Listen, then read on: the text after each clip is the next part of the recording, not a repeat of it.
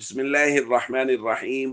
عن أبي واقد رضي الله تعالى عنه قال قال رسول الله صلى الله تعالى عليه وسلم في الحديث: ما قطع من البهيمة وهي حية فهي ميتة.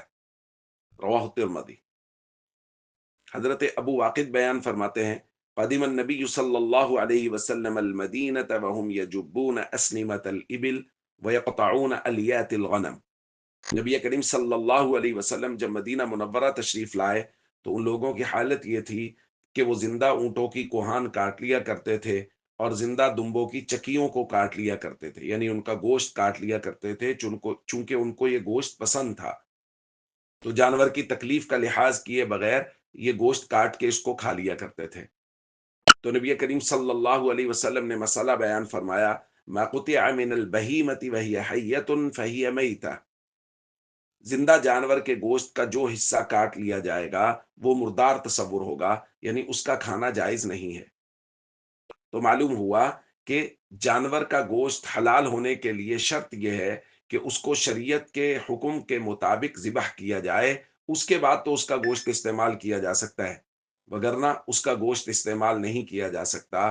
زندہ جانور کو اگر اس کے کسی گوشت کے حصے کو کاٹ لیا گیا ہے تو اس کا کھانا شرعاً جائز نہیں ہے، حلال نہیں ہے۔ تو دوستو، حضور علیہ الصلوۃ والسلام کی تشریف آوری سے پہلے یہ حالت تھی لوگوں کی، جانوروں کو اس طرح تکلیف دیا کرتے تھے، اپنی خواہش پوری کرنے کے لیے زندہ جانور کے گوشت کا حصہ کاٹ لیا اور اس کو پکا کے کھا لیا۔ ایسی جاہلیت کی چیزیں ہمیں اپنے معاشرے میں بھی کبھی کبھی نظر آتی ہیں، کبھی کسی اونٹ کی ٹانگ کاٹ لی، کبھی کوئی اس طرح کے بہت سارے جانوروں کے ساتھ بدسلوکی کے واقعات وہ ہمیں اپنے معاشرے میں بھی دیکھنے کو ملتے ہیں۔ یہ صرف اس وجہ سے ہے کہ دین سے دوری ہے، نبی کریم صلی اللہ علیہ وسلم کے مبارک طریقوں سے ہم لوگ معاشرہ میں حیث المعاشرہ ہٹے ہوئے ہیں۔ ہمیں حضور علیہ الصلوۃ والسلام کے طریقوں کے مطابق زندگی گزارنے کی کوشش کرنی چاہیے اور لوگوں تک بھی حضور کی مبارک زندگی کا پیغام پہنچانا چاہیے۔ السلام علیکم ورحمۃ اللہ وبرکاتہ۔